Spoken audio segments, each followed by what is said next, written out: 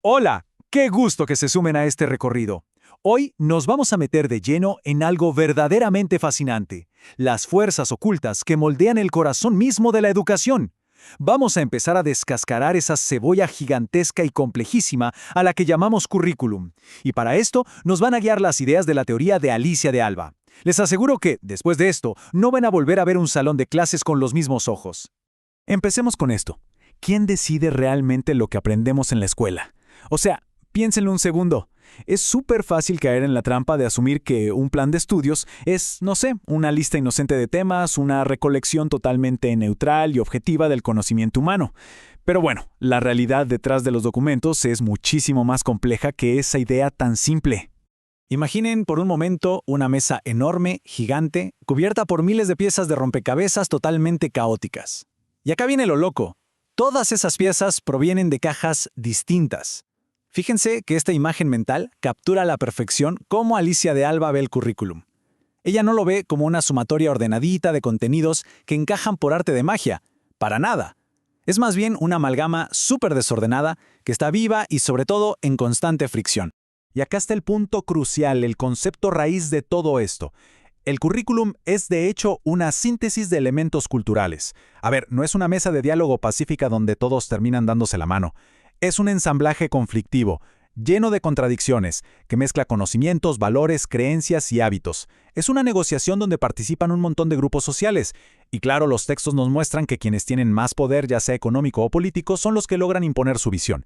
Mientras tanto, los grupos con menos recursos casi siempre quedan limitados o de plano totalmente excluidos de esta síntesis oficial. Todo este roce constante explica algo que vemos hoy en día y que es súper revelador. ¿Por qué materias de toda la vida como matemáticas o lectura nos parecen algo incuestionablemente natural, pero intentar enseñar programación en las escuelas de pronto desata una verdadera guerra territorial? Este choque tan actual es el cebo perfecto para descubrir qué se esconde realmente detrás de un temario escolar. Fíjense cómo chocan de frente dos intereses puros proyectados en una sola materia. Por un lado, tenemos al Estado, que impulsa la programación con una meta clarísima: producir futuros desarrolladores de software para el mercado laboral. Pero por el otro, los educadores defienden esa misma clase buscando algo totalmente distinto: desarrollar habilidades cognitivas y de pensamiento lógico, no simplemente formar mano de obra. Es el ejemplo perfecto de cómo distintas facciones intentan adueñarse del propósito de un mismo contenido. Y esto ilustra de manera brillante la idea de Alba. Ella nos dice que el currículum opera, fundamentalmente, como una propuesta político-educativa. O sea, bajo esta lupa teórica, la educación jamás, pero jamás es neutra. Cualquier selección de temas está atadísima a un proyecto de sociedad específico. Básicamente, ninguna estructura curricular existe en un vacío apolítico.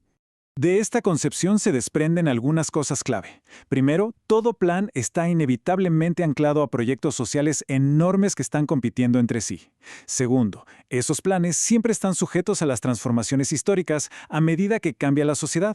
Y tercero, resulta que nuestra época actual se caracteriza paradójicamente por una falta alarmante de proyectos sociales claros que puedan responder a los conflictos que vivimos hoy. Imagínense ahora una arena pública inmensa donde los representantes del gobierno, las multinacionales, las iglesias, los sindicatos, todos, absolutamente todos, están tirando y jalando del mismísimo libro de texto. Esta imagen tan gráfica nos mete de lleno en las profundas mecánicas de poder, de dominación y de resistencia que laten justo debajo de esa aparente calma en las escuelas. Un reflejo histórico clarísimo de esta pelea es la tremenda polémica que siempre ha rodeado a los libros de texto gratuitos de primaria en México. Todos esos debates intensos sobre sus enfoques nos sirven como un experimento en tiempo real, demostrando que el currículum es literalmente un campo de batalla activo, lleno de intereses cruzados y de elecciones culturales que son completamente arbitrarias. En todo este caos, el resultado final se define por mecanismos incesantes de negociación o, de plano, de imposición directa, dependiendo puramente de la fuerza de cada actor. Cuando un grupo logra tener suficiente supremacía, simplemente instala sus propios intereses dominantes y hegemónicos.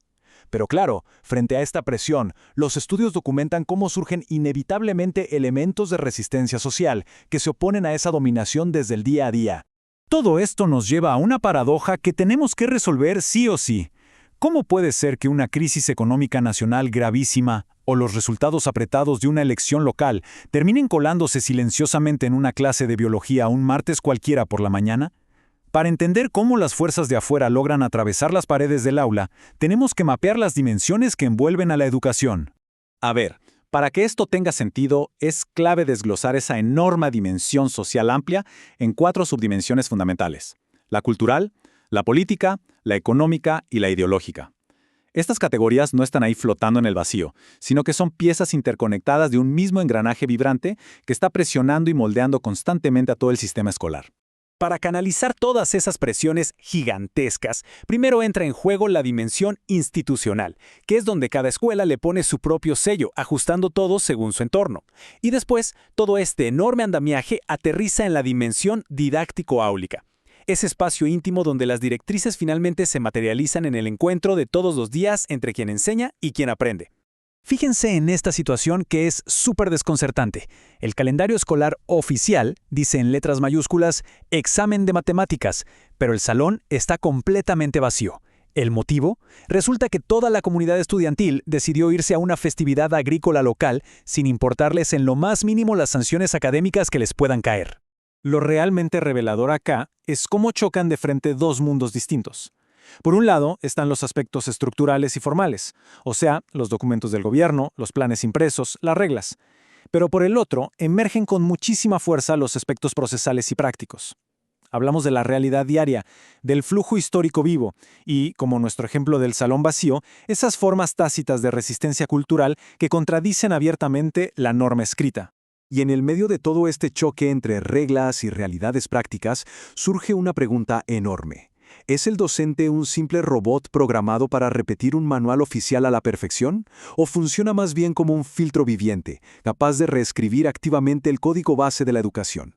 La teoría curricular nos da una respuesta clarísima al establecer al docente genuinamente como un sujeto del currículum, nada de ser un simple ejecutor pasivo.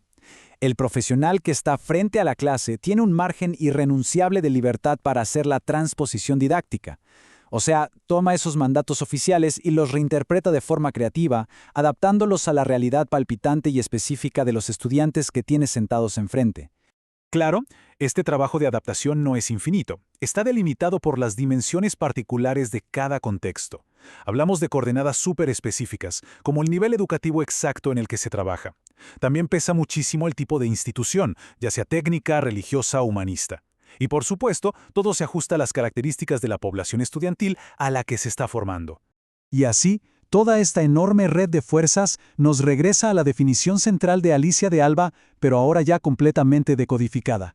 El currículum es la síntesis de elementos culturales que conforman una propuesta político-educativa pensada e impulsada por diversos grupos. Lo que al principio sonaba como una frase académica súper densa, ahora nos revela la anatomía exacta de cómo los equilibrios de poder diseñan la estructura mental de una sociedad. Esto nos deja con una reflexión final que la verdad nos golpea a todos. Si el currículum, ese pilar que parecía tan firme y estático en nuestra educación, es en realidad un mapa cultural arbitrario, lleno de conflictos y trazado por el poder, entonces, ¿qué partes de los conocimientos que tenemos en nuestra propia cabeza elegimos realmente de forma libre? Ojalá que esta exploración les deje unas ganas enormes de ir a buscar los textos originales y empezar a cuestionar desde la raíz todo eso que damos por sentado en el sistema educativo. Nos escuchamos en el próximo análisis. Para avanzar en este tema y complementar los conocimientos de este bloque, podés continuar con la versión extendida dentro de este mismo curso.